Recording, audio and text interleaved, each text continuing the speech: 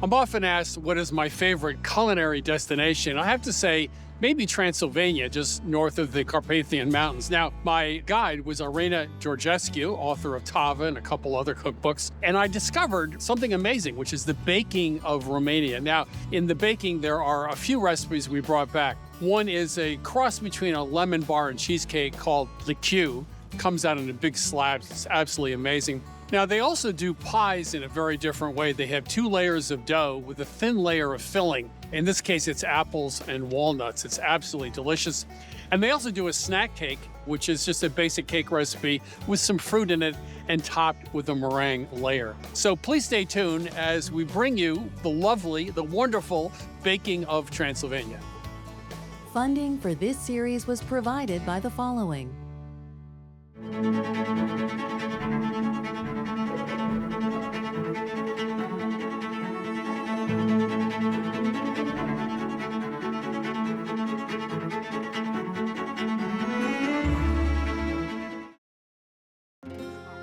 I think Romanian baking is so diverse that you can find inspiration at every level. Cake? Dora. Pentru că l-ați luat de la Dora. Ați luat cake-ul de la Dora. Am prăjitură bărdaș, tăvălita Nina. We bake all the time. So we bake for special occasions, we bake for religious celebrations, but we also bake just to have a homemade snack on the table to keep us going. When someone just arrives unexpectedly, we just make a quick dessert. It's all about making something sweet. And everywhere you go, people will make some donuts for you. And we have this iconic dish called papanash, curd cheese donuts, fried and then served with sour cream and jam. Anca Vlad in Vama Buzăului made us the best I've ever had. They look spectacular. Eu între timp mi-aduc Am scris în 2003, când să fac prăjitura, nu am făină. Sper că mi-aduce Beji. Transylvanians are famous for taking their time. So when they bake, they know how to wait for something that has good results. The biscuits are ready. 18:10 oraș Beji, nu mai vine cu făină, aveți sus. We're going to meet the gastronomic superstars of Saxon Transylvania, extraordinary bakers and cooks with a passion for tradition. I'm Corina Bosgan. I am Ioana Gherghel. We are in Romania, in Transylvania, in a small village called Herman. Look. Wow. And you are at Hof Herman, our homestead. The rhubarb cake is very common in Transylvania. It has eggs and sugar, which are mixed together, and with some vanilla. Then you add some baking powder, some lemon, oil, and milk. Mix it very well together, and then flour. And in the tray it goes the rhubarb with some semolina to take out the moisture. Rhubarb was introduced by a governor of Transylvania who was Saxon. So you won't find rhubarb anywhere else in Romania, but here in Saxon Transylvania. So you make like a meringue. Cook it for about 10 minutes.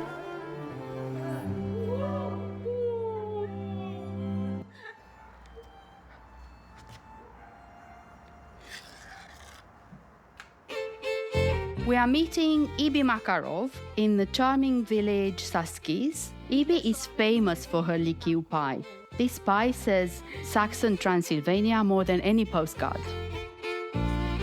La Lichiu, rețeta îmi aparține familiei. Copilărie, cu gândul la bunici, la părinți, e foarte emoționant. Chiar mă emoționez. În momentul în care mâncăm o felie de Lichiu, știm să spunem ăsta e din Daneș, ăla e din Sibiu, ăla e din... Deci după cum sunt făcute, știm exact în momentul în care muștim el. Drojdea așa fermentată, frământăm bine aluatul ca să rămână puțin cleios, nu foarte tare, nici foarte moale. sau așa, deci asta ne trebuie să simțim la mână, să vedem că aluatul este foarte bun. The Saxon pie, the Lichiu, is actually baked in the residual heat of the baking oven after the bread is baked in there. You don't want to just have nothing in that oven. So you usually put something that can be slow cooked. And if it's slow baked, then it is the Lichiu. Ce este? Și fiecare comună pe zona asta de Târnave are o altă rețetă, are un alt stil. De exemplu, noi la Saschis punem zahăr pudră și vanilie peste. Pentru mine, Lichiu este amintire. E ceva foarte, foarte important. Now it's time for something completely different. This is one of the greatest recipes in the world you've never heard of. I'm sure of that. It's called Lichiu. It's from Romania, Transylvania to be exact. And these little Saxon villages, most have been restored, go back to the 14th century. When Saxons were brought into Romania, they were great farmers and also very good at fighting. But these are charming villages, and the baking in Romania is amazing. It's recipes you've never heard of, like Lichiu. It starts with flour, it starts with sugar and salt. Now, this is a yeasted base. Until about 1800, a lot of desserts use yeast as the leavener because there was nothing else. Then people started using the equivalent of baking powders, hartshorn, which are made from antlers. And finally, by about 1840, 1850, people came up with baking powder and baking soda. But yeast was the leavener of choice for a very long time. So I'll do this, slowly drizzle it in.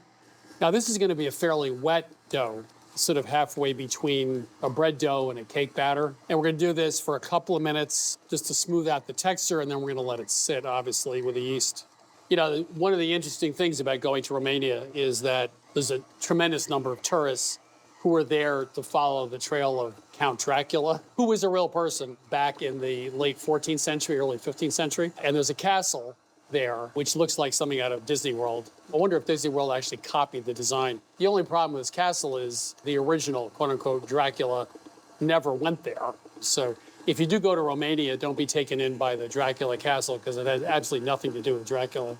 Now we're going to add the butter, and this is soft butter. This is not cold butter, one at a time.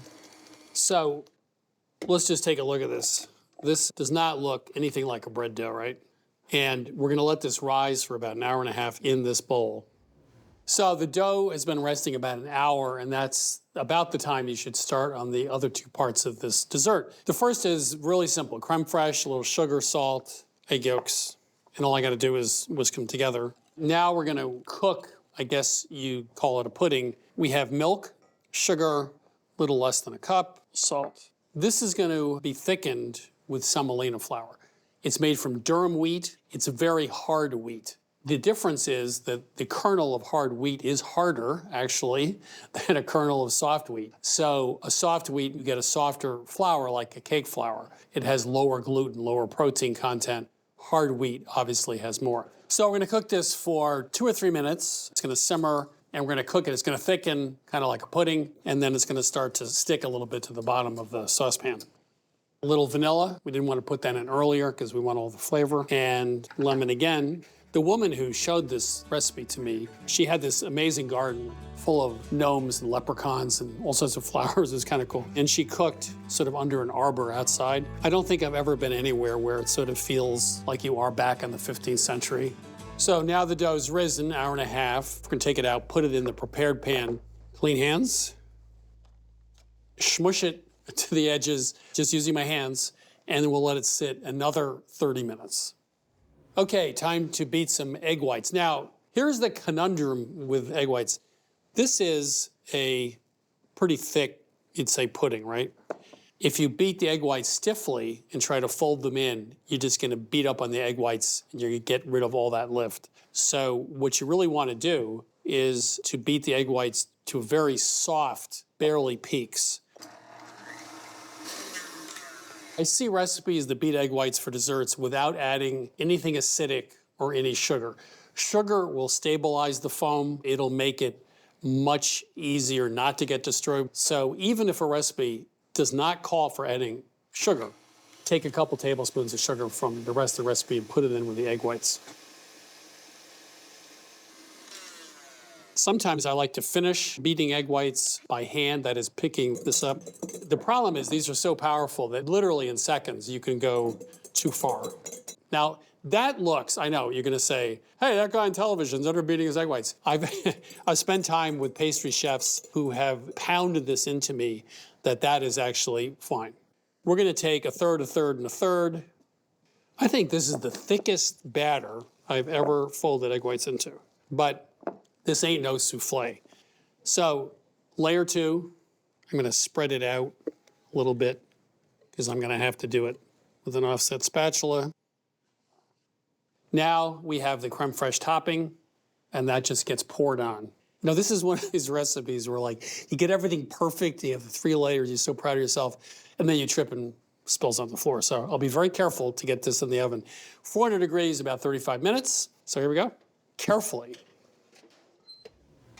So I took it out of the oven, put the pan on a cooling rack for 30 minutes, and then took Lichiu out of the pan using the parchment paper and let that sit until it's cool. Well, I'd say warm, because that's when I really like to eat it. So when I had it in Romania, at first I was going like, that's a lot of work for just this, like a lemon bar thing. But it's just an amazing recipe. It was so good, by the way, that when my back was turned, Irina Georgescu ate about 6 pieces when I wasn't looking. So it is phenomenal. Wow. Something I love about Romanian baking is it's not too sweet. And they use a lot of fermented foods in Romania or cultured foods like crème fraîche. Stupendous, lovely, delicious. 3 very distinctive flavors, some good texture in there. And it's one of the great recipes in the world you've never heard of. So I would absolutely rush to do this. Nobody else in your family will have ever tasted this before, and it will become a favorite.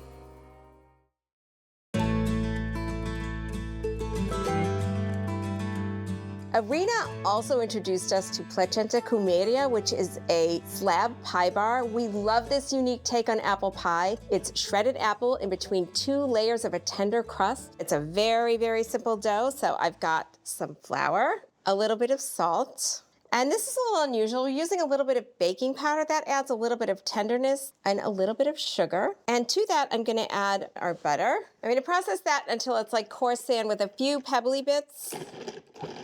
And then to that, we're gonna add our sour cream, but I'm gonna add a couple of tablespoons of ice water to that, and that will bring it all together. So add that. Okay, just process that a few times. And that looks pretty good. Okay, I'm just gonna put that on the counter. Knead it a few times to bring it together. It's such a soft dough with that sour cream. The sour cream really kind of adds a little bit of richness and enhances the dough a little bit. It's a really popular ingredient in Romania, and that's why we decided to add it. I'm gonna cut this in half because we need a bottom and a top crust. So got my discs, wrap those, put them in the fridge for an hour, and then I'll get my apple filling ready. So for our apple filling, we're gonna use a mix of tart and sweet apples, and this is a little bit unusual. We are actually grating the apples. So all you do is grate 1/4 of the apple down to the core, and then you just split the apple, but it's actually pretty easy. So there you go, you have your core, and then you just take the apples and put them into a bowl. You can grate directly into the bowl. I have a hard time doing it. So I like to do it on a flat surface, so plate works great for me, but if you can do it right over the bowl, have at it. So then what we're gonna do is add some sugar and a tablespoon of lemon juice. That kind of keeps the apples from turning brown. And then I'm just gonna coat these with the sugar and the lemon and let this sit while we prepare our dough. So now we're gonna roll out our 2 halves of dough. This dough is so soft and easy to roll. First, I'm gonna roll the top piece, and I'm gonna refrigerate that while I get the apples and my bottom piece of dough ready. You can always use the pan as a guide. Yep, that looks like a little bit bigger than a 9-inch. So you can put it on a sheet pan or just on a large plate, and just put that in the refrigerator while you prepare everything else.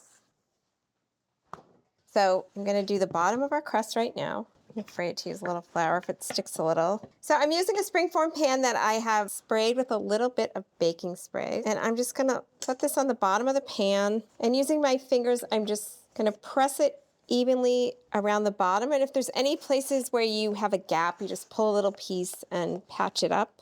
That just definitely makes it a little easier than the apple pie. So the apples have been sitting I don't know, maybe 10 minutes or so. And look at how much liquid has come out of those apples. I remember the first time I made this, I couldn't believe it. So we really want to squeeze all that liquid out because we don't want the bottom of our crust to be soggy. This liquid, if you want to, you can cook it down and make a really nice syrup for a cocktail, or I actually cooked it down one time and it actually made a beautiful caramel.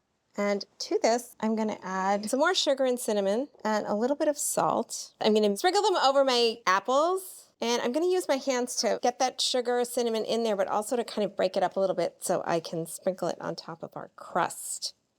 The last ingredient I'm going to use are some finely chopped walnuts. Walnuts are also a really important ingredient in Romania. Irina says they are kind of like pistachios are to Middle Eastern cuisine, and they're delicious in this little apple tart. So now I'm going to take the apples and evenly distribute them on top of the walnuts. So we have our apples in an even layer. Okay, so I have the top crust. I'm just gonna lay it on top of the apples. If it's a little too large, I just like to fold it down around the apples. So once our crust is in place, I'm gonna use a wooden skewer and poke holes about 1 inch apart all over the top of this. We wanna keep that crust nice and crisp, and poking holes is gonna let some of the steam come out from the apple so it doesn't get soggy on top. I'm going to reuse our baking sheet just in case some of the butter leaks out of the springform pan. Bake it at 375 degrees on the bottom third of the oven until the top of it is a nice golden brown. So I let this cool completely in the springform pan. I'm going to run a knife around the edge just to make sure nothing's stuck. This is often made in a square pan so that it can be cut into bars. We really liked it in a round pan to make it a little bit more of something you could serve as a dessert. I like to sprinkle it with a little bit of powdered sugar. There you can see that beautiful layer of apples. It's sandwiched in between that nice tender crust. You can serve it with a little whipped cream. You can just eat it plain. I like it with some ice cream, so that's what we're gonna have today. The combination of the sweet and the tart apple is delicious. And then you get that little bit of walnut at the bottom. The crust is so tender with that sour cream. So if you love apple pie, but you're looking for something a little more casual, Romanian apple pie with cinnamon and walnuts is the pie for you.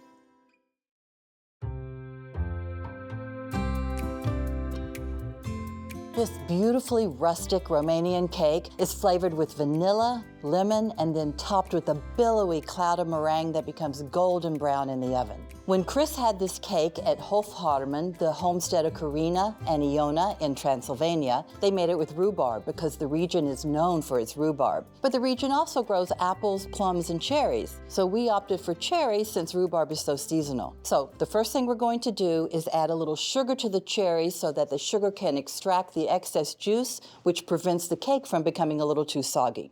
The next thing to consider is the cake pan. Because it's topped with meringue, we're not going to invert that gorgeous cake, so you want to make sure to use a springform cake pan. You can see this is a light-colored aluminum pan. We'll set our oven for 350 degrees for this color pan. However, keep in mind that if your pan is dark-colored, like many nonstick pans are, you want to set the oven temperature at 325, just a little bit lower because the dark pans conduct heat more intensely. We'll get the dry ingredients going together first. We'll mix the melted butter and the milk together, and then we'll move on to the eggs. The aeration of this batter comes from the mixture of eggs and sugar. There's 1 whole egg, and there are 3 extra yolks. So 4 yolks give the cake a lot of richness, and then that egg white allows the aeration to lighten the batter. We'll get this started on sort of a low speed. We're gonna add the sugar, let that blend together. Okay. And then I'm going to zest in a little bit of lemon. And we'll turn this up to medium-high and let it whip for about 3 to 4 minutes. And this aeration comes in and it lightens the whole thing, and it's quite beautiful. Ah, look at that. Look how much lighter that is. Okay, I've got the milk and the butter combined in the measuring cup. It makes it easier to pour. And I've added the vanilla to that. This is where the richness and flavor comes from in this cake. You can see the color of the yolk mixture remains very light. I'm going to add this in about 3 or 4 additions so it gradually gets incorporated. Okay. And then I'll mix the rest of it by hand. Oh, these cherries look great. A lot of juice has dripped off from them. Going to transfer the batter to our prepared pan. and then just sprinkle the cherries over the top. It doesn't really matter. Believe me, you think it matters, but as this bakes, the cake batter rises up and over the cherries, and they end up going wherever the heck they want to anyways. Now this will go into our preheated oven at 350, bake for about 45 to 50 minutes, and then we will make the meringue for the topping. Our meringue is all measured out, ready to go, but don't start the meringue till the cake has come out of the oven. So we'll just leave it here for a couple minutes while we make the meringue. The cake cools a little bit, and that's totally fine. We have the egg whites from those yolks we had in the batter, plus a 4th egg white. We have a pinch of salt. The salt really isn't for flavor in meringue. It's just to help loosen the proteins in the egg whites so that they can get more lift on them as they whip. And now, not every meringue has this, but it really helps to put a little bit of an acidic component in egg whites. Acid helps emulsify the egg with the sugar. It prevents it from separating and becoming grainy as long as you don't overwhip it. We're using lemon juice here, but you could also use a little bit of cream of tartar. Turn this on, and as soon as this gets a nice foamy topping on it, we'll start adding the sugar. As the meringue aerates, you want to keep an eye on it. You want it to be sort of a soft peak. Soft to medium is okay. You don't want it to overwhip because then it starts to break apart and curdle. How long that takes? Well, it kind of depends on how cold your egg whites are. The more room temperature they are, the faster the meringue will whip and aerate. The colder they are, the longer it takes. Okay, time to check the meringue. You can see how much whiter it is. The more air it gets into it, the lighter it becomes. Okay. There we go. Actually, that's a little on the soft side, which is fine. I'm going to take this off, and I'll just do a few whisks by hand. Okay, this is what I would call a soft peak, sort of on the verge of a medium soft. It's got a little bit of wiggle to it still, but it holds itself up no matter what angle you're holding it in. Now, the cake just came out of the oven, so the center of the cake is its most delicate area. Don't plop all the meringue right into the middle. Instead, plop blobs of it around the border, and then we can spread it gently over the whole top of the cake. Oh, this looks gorgeous. A good meringue is going to have a little bit of shine on it. If you overwhip it, it will become grainy and you'll know it right away. And there's no solution for overwhipped meringue. You just have to start from the beginning. All right, you're going to spread the meringue over the top of the cake. Once you've got it evenly distributed, more or less, then start on the swirls and valleys, which is what makes this cake so incredibly gorgeous. Ooh, I think I'll stop now. So it's very tempting to keep going. All right, we left the oven on when we took the cake out. It's still at 350. We'll put this back into the oven for about 20-25 minutes until the top of that meringue becomes a golden brown just on the peaks, and the valleys are still kind of white. But once the meringue's in the oven, keep an eye on it. Start checking after 15 minutes or so. Every oven's a little bit different, and because of the sugar content in the meringue, it does tend to brown pretty quickly once it starts. Whew, this came out of the oven about 30 minutes ago. It's like the magic effect when you have meringue that gets brown on top like this and all those swirls and valleys show up as white. It's so stunning. So after sitting for 30 minutes, you want to loosen the edges before you unmold the cake pan. Just lift it up over the sides of the cake. You haven't disrupted the meringue. There's nothing messy there. Now you can see why it really doesn't matter how those cherries go on top. The beauty of those cherries show up when you slice the cake. Whew. Lofty meringue on top. Delicate, buttery flavored crumb cake on the bottom, and those tart cherries in there bringing their little bits of brightness are just fantastic cake. Okay, if you like cake, you do want this recipe. And you can get this recipe and all the recipes from this season of Milk Street at milkstreettv.com. Recipes and episodes from this season of Milk Street are available at milkstreettv.com, along with shopping lists, printer-ready recipes, and step-by-step videos. Access our content anytime to change the way you cook. The new Milk Street Cookbook is now available and includes every recipe from our TV show.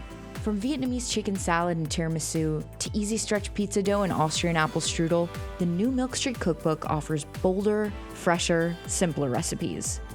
Order your copy of the Milk Street Cookbook for $29.95. 40% less than the cover price. Call 855-MILK-177 or order online. Funding for this series was provided by the following.